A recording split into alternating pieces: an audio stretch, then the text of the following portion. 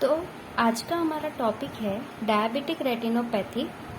So retinopathy means pathological changes in retina और abnormal changes in the retina due to diabetes.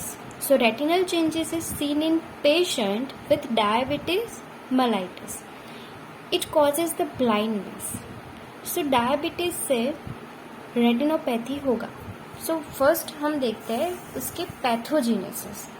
So due to the hyperglycaemia और uncontrolled diabetes, due to uncontrolled diabetes sugar जो है वो blood में increase होगी, जिसकी वजह से sorbitol accumulation is increases in the cells due to aldose reductase. So क्या होगा कि ग्लूकोज जो है वो सॉर्बिटोल में कन्वर्ट होगा by this aldose reductase enzyme.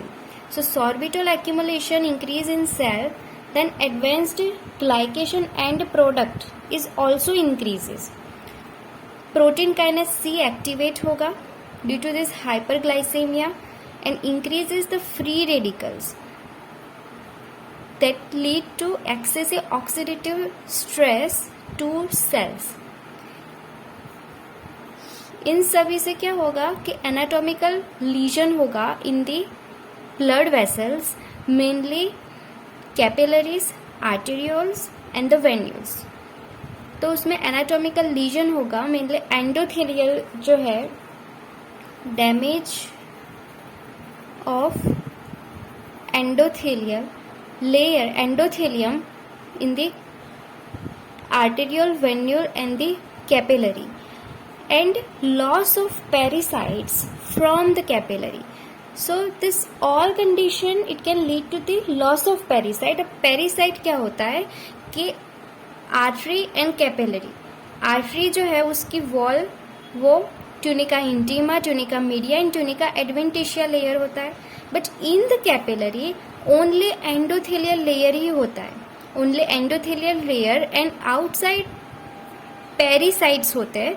And ये पेरिसाइट्स जो है वो क्या करेंगे, वो एक्चुअली प्रोटेक्टिव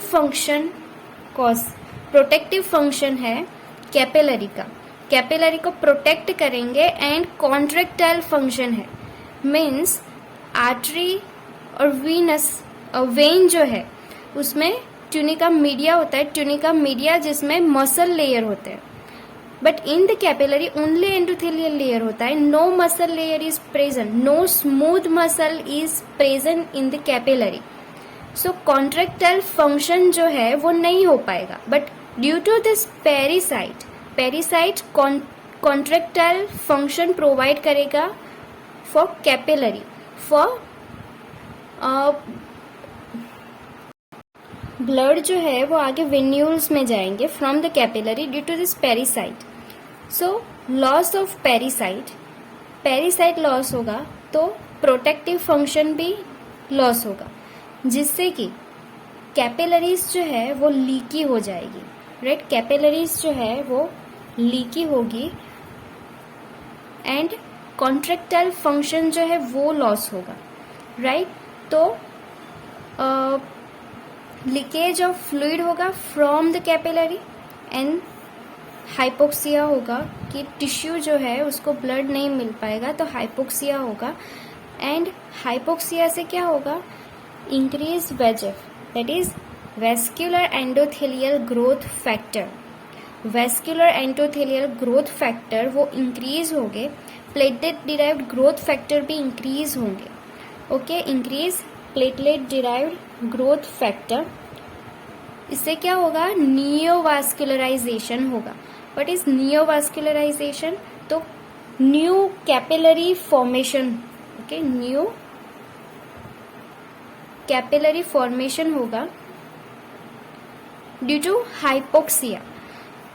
टिश्यू को ब्लड नहीं मिल रहा है तो फिर हमारी बॉडी जो है वो नियोवास्कुलराइजेशन करेगी due to increases amount of VEGF that can lead to neovascularisation. तो न्यू कैपिलरी फॉर्मेशन होगा और ये कैपिलरी जो न्यू वास्कुलराइज है वो भी लीकी फॉर्म होगी, वो भी लीकी कैपिलरी जो है वो फॉर्म होगी। दूसरे चेंजेस कौन कौन से होते हैं, तो हीमेटोलॉजिकल चेंजेस भी होते हैं। पैथोजेनेसिस में हमने देखा कि हाइपोक्सिया होगा due to loss of pericytes and that can cause the neovascularisation. दूसरा यहाँ पे प्लेटलेट एडिसिवनेस जो है वो इंक्रीज होगा, ब्लड विस्कोसिटी इंक्रीज होगी, रूलेट फॉर्मेशन होगा, तो increase fibrinolysis, then serum lipid level is also abnormal, it is altered. So this all changes, biochemical changes and hematological changes, it can lead to microaneurysm, hemorrhage, ischemia, leakage of lipid, that is the hard exudate, retinal edema, cotton wool spot and AV shunt, arteriovenous shunt and neovascularisation. So ये सारे changes जो है due to increase level of glucose in the blood vessels. तो ये जो capillaries है, venules है, arterioles है, उस सब में पैथोलॉजिकल चेंजेस हो गए। तो ये स्मॉल स्मॉल ब्लड वेसल्स में पैथोलॉजिकल चेंजेस होते हैं, तो इस डिजीज को हम कहते हैं as a microangiopathy. It is the microangiopathy. So this is what the fundus of the retina. This is the optic disc and this is the macular area. So this side is nasal side and this side is the temporal side. Okay, so here blood vessels are there and this is what the aneurysm. This is the bulging out of the capillary wall. This is the bulging out. Okay, dilatation of the vessel. This is aneurysm. Then here this is what the proliferation of the capillary. So this is the abnormal growth of the blood vessels and this is what the neovascularization. The neovascularization, it is the hallmark of the proliferative diabetic retinopathy. So this is what the neovascularization, so abnormal growth of blood vessels. Here the hemorrhages, okay. So capillary is leaky, so hemorrhage is, okay. This is what the flame shaped hemorrhage. Here the hard exudate, okay, hard exudate, and this is what the soft exudate. Okay, both is yellow in color, but hard exudate is irregular, its margin is irregular, but in soft exudate or cotton wool spot the margin is smooth. Okay, so this is hard exudate and this is cotton wool spot or soft exudate. Now what are the risk factor for diabetic retinopathy? That is duration. Okay, हमारे पास diabetes mellitus, उसका patient, उसको 5 years से diabetes है। हमारे पास patient आया कि जिसको 5 years से डायबिटीज़ है और दूसरा पेशेंट जो है, if this is A and this is B, उसको डायबिटीज मेलाइटस जो है वो 20 इयर्स से है और 15 इयर्स से है। तो डायबिटिक रेटिनोपैथी जो है वो उसके रेटिना में जो चेंजेस है, जो माइक्रोएंजियोपैथीज है, वो इस पेशेंट में हमें देखने को मिलेंगे, राइट, रादर दिस। तो duration is important, so more duration, so उसमें रेटिनोपैथी चेंजेस होने के चांसेस भी ज़्यादा है। Then type 1, then type 2। Type 1 में मोर कॉमन है और टाइप 1 में भी जो प्रोलिफरेटिव डायबिटिक रेटिनोपैथी जो है, it is most common.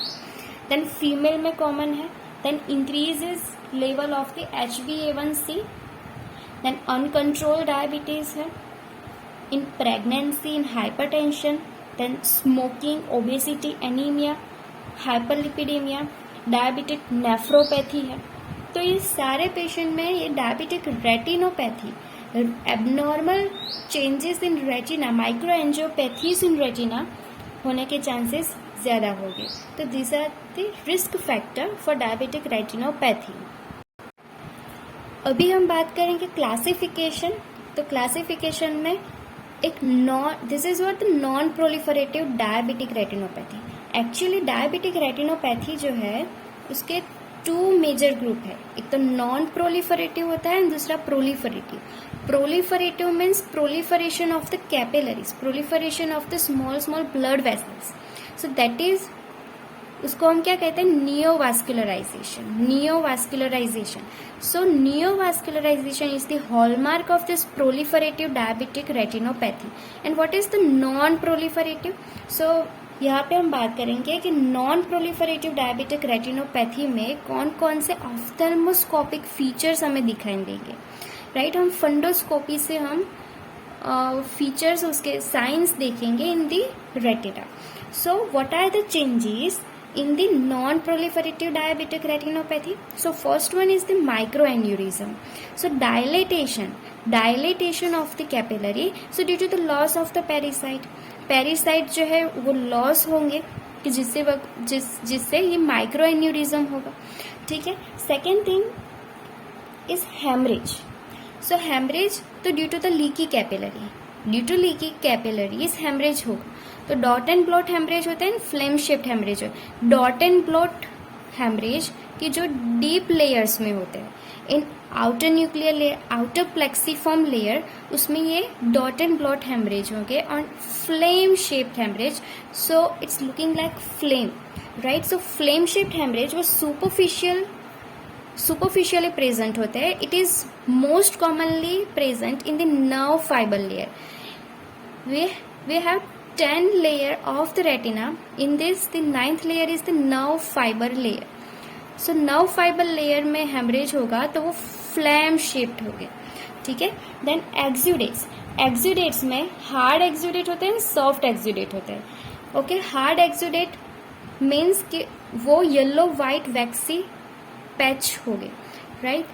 exudate में hard exudate soft दोनों जो है ना वो yellow कलर के होते हैं, बट यहाँ पे ये हार्ड एक्सुडेट उसकी मार्जिन इरेगुलर होती है, बट कॉटन वूल स्पॉट है, सॉफ्ट एक्सुडेट है, उसकी मार्जिन स्मूथ होगी, ठीक है। यहाँ पे कलेक्शन ऑफ द लाइपोप्रोटीन होगा, लिपिड डिपोजिशन होगा due to the leaky capillary leak होगी तो उसमें जो कंटेंट होगे लाइक फ्लूइड है, प्रोटीन्स है, लिपिड है, वो सारे एक्यूमुलेट होंगे out of the capillary, okay. So lipoprotein accumulate होगा, लिपिड फिल्ड मैक्रोफेज हो वो एक्यूमुलेट हो गया यहाँ पे, एंड ये वैक्सी पैच फॉर्म करेंगे कि जिसकी मार्जिन वो इरेग्युलर होती है, and lipid, okay. So lipid deposit in outer plexiform layer. So this is what the hard exudate. Now the cotton wool spot, that is what the soft exudate, okay. And here the collection of the neuronal debris due to the leaky capillary, blood जो है वो tissue को नहीं मिलेगा, okay. Nerve in fact area, okay. तो nerve fibres जो है, right, in the 9th layer of retina, nerve fibres उसको ब्लड नहीं मिलेगा तो नर्व जो है वो इन्फैक्ट होगी, राइट। तो नेक्रोसिस होगा, सो न्यूरोनल डेब्राई फॉर्म होगी। So that collection of the neuronal debris, nerve debris that form the cotton wool spot, okay, and that is round in shape, okay. That is yellow deposit and it is regular smooth, and they have the regular smooth edges, okay. So microaneurysm is clear. Hemorrhage में भी dot and blot and flame shaped haemorrhage होते हैं, right. Then exudate में hard exudate, soft exudate. Hard exudate जो है वो lipid deposition and soft exudate वो neuronal debris deposition. Now the venous abnormality. Venous abnormality in this the beading of the venules, looping of the venules and dilatation of the venules, right? So ये भी हो सकता है in the non-proliferative diabetic retinopathy. And what is the IRMA? IRMA means intraretinal microvascular abnormality. Okay, so यहाँ पे funds है ये retina, okay? यहाँ पे सपोज ऑप्टिक डिस्क है एंड यहाँ पे macula, okay, this is optic disc and यहाँ पे ये मैक्यूला है. सपोज इन दिस एरिया यहाँ पे जो है ब्लड वेसल वो ऑक्लूड हो गई है, यहाँ से इस एरिया में ब्लड नहीं जा रहा, राइट। तो क्या होगा कि ये यहाँ से इस तरह से ब्लड वेसल जो है वो फॉर्म होगी, तो एक शंट बनेगा, that is the AV shunt. So AV, तो यहाँ पे हमें मतलब ये टिश्यू जो है वो नेक्रोस है, ये यहाँ पे ब्लड नहीं जा रहा, तो फिर जो वेसल्स वो एबनॉर्मली फॉर्म होगी ये टिश्यू को ब्लड पहुंचाने के लिए, right. So that is what the shunt, that is what the IRMA, intraretinal microvascular abnormality due to the ischemia, it formed due to the ischemia. So this is what the complication of the diabetic retinopathy. So non-proliferative diabetic retinopathy, it is again divided into 4 types. Mild non-proliferative diabetic retinopathy, moderate, severe and very severe. Okay, it is divided into 4 group. So mild हम कब कहेंगे कि जब 1 micro aneurysm हमें दिखाई दे, on a fundoscopy हमें 1 micro aneurysm present हो। Moderate कब कहेंगे कि जब माइक्रो एन्यूरिज्म और हेमरेज in 2 or 3 quadrant में प्रेजेंट हो, right. This is what the fundus and it is divided into 4 quadrant, right, 1 2 3 and 4। Moderate हम कब कहेंगे कि जब माइक्रो एन्यूरिज्म 2 यहाँ पे भी प्रेजेंट है, यहाँ पे भी प्रेजेंट है, यहाँ पे भी प्रेजेंट है, ओके, और 2 और 3 क्वाड्रेंट में माइक्रो एन्यूरिज्म हेमरेज प्रेजेंट हो। Now severe and very severe इसमें है ना, ये रूल है, that is 4 2 1। What is 4, what is 2 and what is 1? Okay, ये दोनों के लिए है। ओके, 4 मीन्स 4 क्वाड्रेंट में, ये चारों क्वाड्रेंट में माइक्रो एन्यूरिज्म हेमरेज प्रेजेंट हो, 2 क्वाड्रेंट में वीनस ब्लीडिंग प्रेजेंट हो एंड 1 क्वाड्रेंट में IRMA, that is AV shunt. Okay, अब ये तीनों में से कोई एक ही प्रेजेंट हो, सपोज कि चारों क्वाड्रेंट में माइक्रो एन्यूरिज्म है, हेमरेज है और माइक्रो एन्यूरिज्म है, तो हम उसे सिवियर कहेंगे, severe non proliferative diabetic retinopathy. Okay, only, okay, ये कुछ भी नहीं है और ओनली 1 ही क्वाड्रेंट में ये एवी शंट प्रेजेंट है, तो उससे भी हम सिवियर करें, तो ओनली 1 क्राइटेरिया यहाँ पे होना चाहिए, तो हम उसे सिवियर करेंगे। If 2 criteria is present, so हम उसे very severe non proliferative diabetic retinopathy कहेंगे। Okay, so this is what the mild, moderate, severe and very severe. Now second group is proliferative diabetic retinopathy. पहले हमने देखा non proliferative, now the proliferative. Proliferative means what? Proliferation of the capillary, so it is the neovascularisation. Okay, so this is the most commonly present in type 1 diabetes mellitus. So neovascularization, if it is in the optic disc, that is the NVD. Okay, तो neovascularization disc में present होगा, तो NVD, और disc के अलावा कहीं पे भी प्रेजेंट हो, that is elsewhere. Okay, if it is present in the macula, if it is present in the in this region, suppose, okay, so that is what divided into disc and the elsewhere. Okay, now it causes the recurrent vitreous hemorrhage due to the increases the neovascularization. नियोवास्कुलराइजेशन में capillary का proliferation होगा, increases number of the capillaries हो जाएगी, plexus form होगा, and ये capillary जो है वो भी लीकी होती है, राइट। एंड ये जो नियोवास्कुलराइजेशन है वो विट्रियस में भी होता है, ओके, तो that can lead to the vitreous haemorrhage and recurrent vitreous haemorrhage होगा, okay. But most common cause of vitreous hemorrhage, that is in Ills disease, in TB. Okay, then so proliferative and non-proliferative diabetic retinopathy is clear. right? Now the diabetic maculopathy, this is the third group that is in our classification. So that is diabetic maculopathy. So हमने जो आगे देखा ना वो retinopathy था. अब ये maculopathy means in macular region, in macula, and macula it is important for vision. So maculopathy होगा तो विजन जो है वो लॉस होगा, right?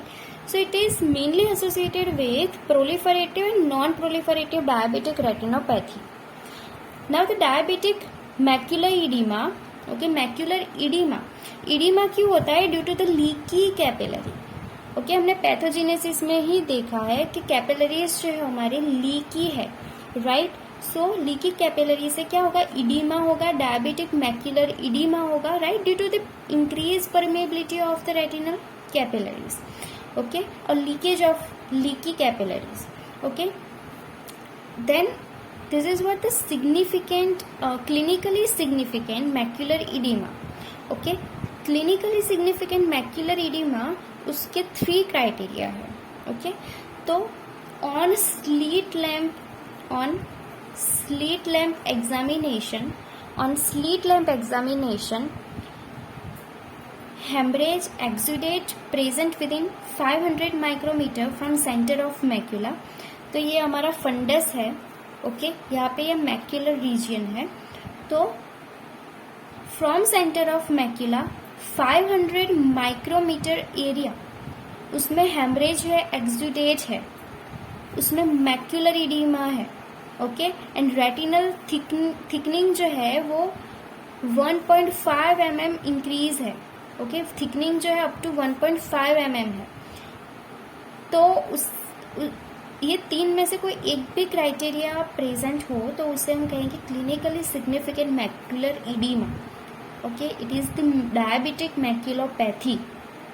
Okay, so this is what 3 criteria. Okay, hard exudate, hemorrhage and exudate, it is present within 500 micrometer from the center of macula, macular edema if it is present, or increases retinal thickening. Retinal thickening is increased, right? Again, diabetic maculopathy, it is divided into 4 types. Focal exudative maculopathy, okay, diffuse exudative, ischemic and mixed macular. What is focal? Focal means कि जो हमने non proliferative diabetic retinopathy में जो भी हमने features देखे थे, hard exudate, soft exudate, haemorrhage, micro aneurysm, IRMA, तो वो सब कुछ यहाँ पे प्रेजेंट होगा, right, in focal exudative. Diffuse exudative में क्या होता है? यहाँ पे इडीमा, ओके, मैक्यूलर इडीमा यहाँ पे होगा. Okay, that is diffuse. Then ischaemic means कि due to blockage of blood vessel, तो विजन जो है वो भी सडन लॉस होगा, सडन लॉस ऑफ विजन होगा due to blockage of blood vessel, okay, that supply the macula. Okay, so उसे sudden loss of vision होगा, तो ये इश्यमिक में तो उसे ये इश्यमिक होगा. एंड मिक्स्ड मीन्स एक्सुडेटिव, इन दोनों में जो फीचर्स हमने देखे वो प्रेजेंट हो गए, plus ischaemic means vision loss भी होगा. So that is what diabetic maculopathy. It is again 4 type: focal, diffuse, ischaemic and mixed. Then 4th one is advanced diabetic eye disease. Okay, so in this the neovascular glaucoma होगा, recurrent vitreous changes and tractional retinal detachment. So this is what the complication of the diabetic retinopathy. Okay, so 4 group है. 4 हमारे जो classification हमने देखा, classification में first is the non proliferative diabetic retinopathy, proliferative diabetic retinopathy, then diabetic macula oedema और maculopathy, and 4th इज complication और advanced diabetic eye disease. Okay, diabetic advanced disease. advanced eye disease. So this is what the classification of the diabetic retinopathy. Okay, so in the non proliferative हमने देखा micro aneurysm है, haemorrhage है, hard exudate, soft exudate, then AV shunt, okay, then venous beading, looping, okay, and dilatation. In this, neovascularization is important. Okay, if neovascularization suppose कि non proliferative diabetic retinopathy वाले changes हमें दिखाई दे रहे हैं in the fundus, but after some time that patient is develop the small leaky capillaries, okay, plexus of capillaries, or okay, so that is the neovascularization. So that patient is, उसको हम ये proliferative diabetic retinopathy है, हम उससे ऐसा कहेंगे, okay, कि जब भी हमें प्रोलिफरेशन ऑफ कैपिलरी दिखाई दे तो it is included in this group, proliferative diabetic retinopathy.